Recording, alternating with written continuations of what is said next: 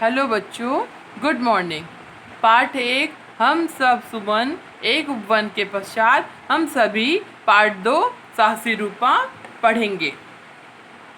इस पार्ट में एक साहसी बालिका के स्वभाव का चित्रण किया गया है। कक्षा की अन्य लड़कियां उसे घमंडी मानने की भूल कर बैठती हैं, पर वह घमंडी नहीं, संकोची स्वभाव की है। वह एक सहपाठी की जान बचाने में अपनी सूझबूझ और साहस का परिचय देती है। स्कूल में नई लड़की ने प्रवेश लिया। अध्यापिका ने कक्षा से उसका परिचय कराया। स्कूल में एक नई लड़की ने प्रवेश लिया। अध्यापिका ने कक्षा से उसका परिचय का अर्थ होता है जान पहचान। तो अध्यापिका ने कक्षा से उसका परिचय कराया, जान पहचान कराई। यह रूपा है, इसी कक्षा में पढ़ेगी। फिर रूपा से बोली, रूपा तुम्हें इसी कक्षा में पढ़ना है।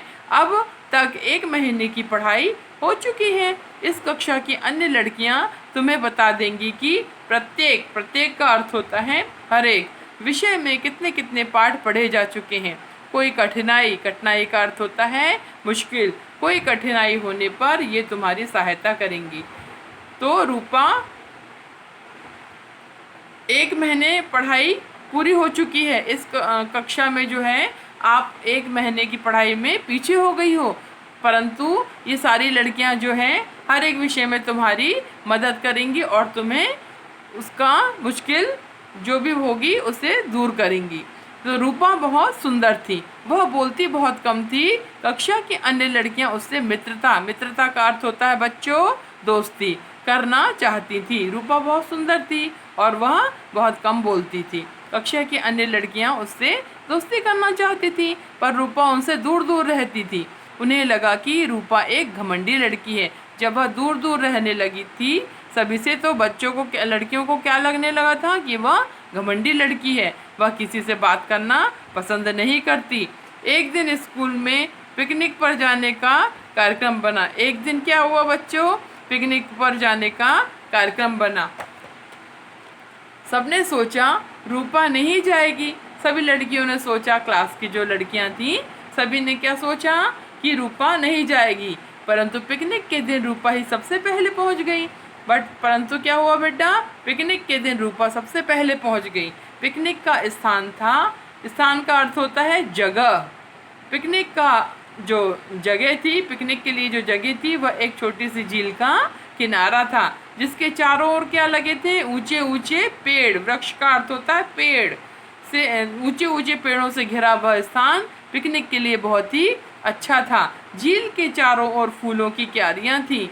झील के चारों ओर फूलों की क्यारियां थी। पहाड़ी प्रांत होने के कारण भूमि ऊंची नीची थी, यानी उस जगह पर पहाड़ ज़्यादा थे तो जगह ऊंची नीची थी और जंगली फूलों की कोई कमी नहीं थी। जब किसी जंगली स्थान में हम सभी जाते हैं तो वहाँ पर क्या होता है? जंगली फूल ज़्यादा होते हैं, तो जंगली फूलों की भी कोई कमी नहीं थी।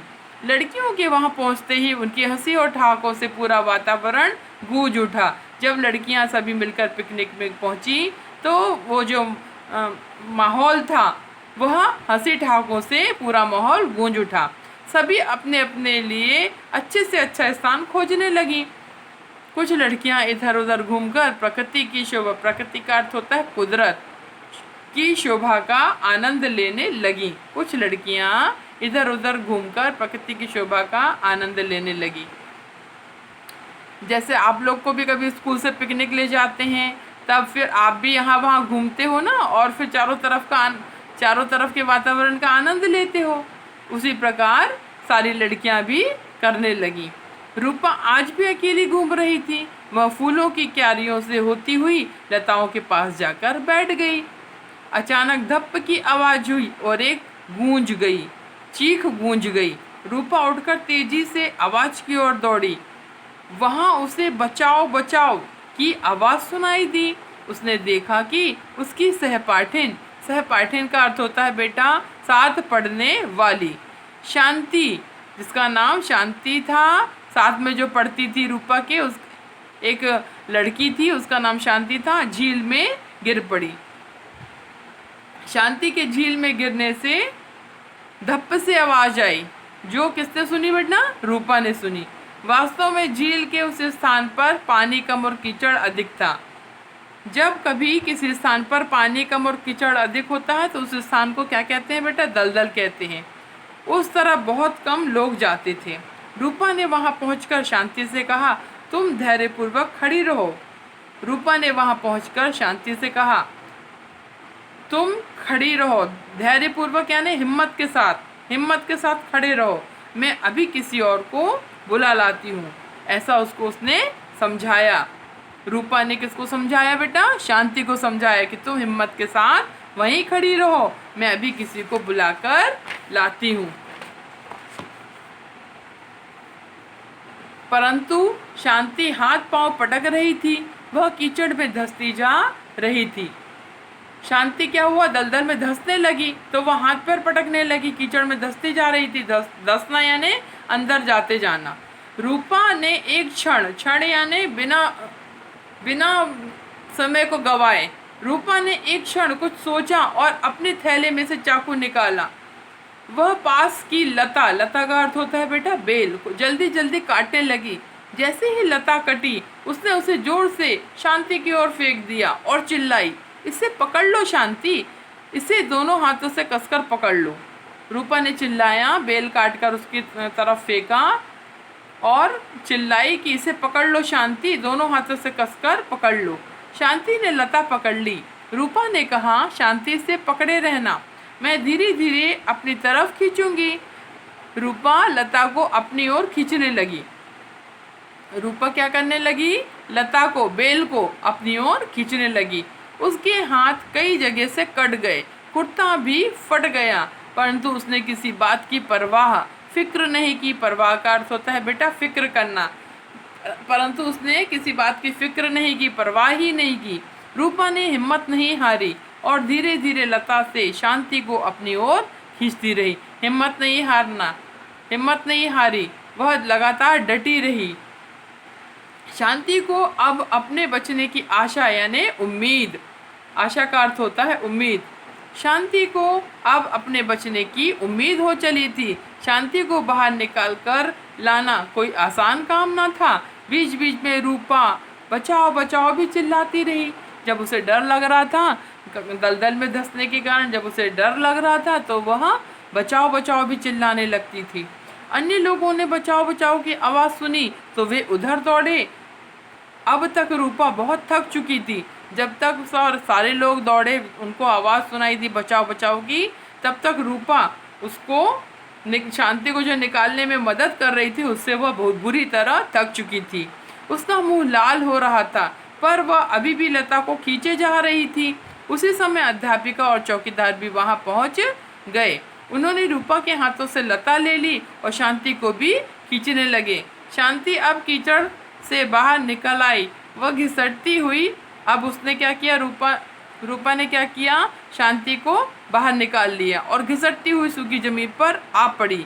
रूपा बेहोश हो गई थी। इतने में अन्य लड़कियां भी वहां पहुंच गई। जब ये सारी तकलीफ जो रूपा कर रही थी निकालने में शांति को, इससे वो जब बहुत परेशान हो गई रूपा को निकालने में, तब वह बेहोश हो गई। इतने में अन्य लड़कियां भी वहां पहुंच गई। अब क्या हुआ बेटा, रूपा के मुंह पर छींटे मारे गए। जब वो बेहोश हो गई, जब कोई बेहोश हो जाता है तो उसके मुंह पर पानी के छींटे मारे जाते हैं ना बेटा, ताकि उसको होश आ जाए। ऐसे ही सारी सहेलियों ने मिलकर रूपा के मुंह पर छींटे मारे।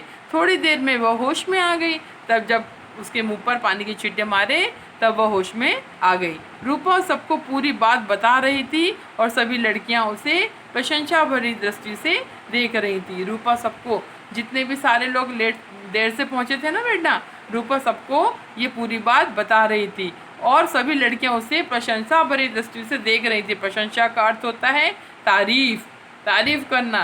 सारी लड़कियां उसकी, रूपा की तारीफ करने लगी। अध्यापिका ने रूपा की पीठ थपथपाई। जब आप भी कोई अच्छा काम करते हो तो टीचर, शिक्षिका, अध्यापिका आपकी पीठ थपथपाती है ना कि वाह बेटा आपने बहुत अच्छा काम किया। ऐसे ही अध्यापिका ने रूपा की भी पीठ थपथपाई। शांति ने उसे धन्यवाद देते हुए कहा, रूपा आज तुम न होती तो मैं अपने प्राणों से हाथ धो बैठती। प्राणों से हाथ धो बैठना यानी मर जाना। यह कौन बोल रहा है बेटा? शांति बोल रही है रूपा से कि अगर आज तुम नहीं होती तो मैं मर जाती। अब तुम्हें घमंडी हम तुम्हें घमंडी समझती थी, पर तुम तो सच्ची मित्र निकली। सभी सहेलियां उसको सभी मिलकर जो समझते थे रूपा को घमंडी समझते थे ना, पर वो बात कम करती थी तो सबको लगता था कि वो घमंडी है, पर वो घमंडी नहीं थी। रूपा ने शर्माते हुए कहा, नहीं नहीं, ऐसा नहीं है, मुझे किसी से बात करते हुए संकोच होता है। संकोच होना बेटा, यानी संकोच यानी झिझकना, यानी बहुत जल्दी से कभी कोई किसी से बातचीत नहीं करता ना, तो उसे संकोची कहते हैं, झिझक करते हैं, जल्दी मिक्स नहीं होना। तभी एक लड़की बोल पड़ी, अच्छा अब हम तुम्हें घमंडी नहीं शर्मीली कहा करेंगे। अब जितनी लड़कियां थीं उन लड़कियों में से एक ने कहा कि अब हम तुम्हें घमंडी नहीं, क्योंकि सब उसे घमंडी समझते थे, बट रूपा घमंडी नहीं थी, तो बोल रहे हैं उसको कि घमंडी नहीं शर्मीली कहा करेंगे। शर्मीली यानी जिसे शर्म आती हो।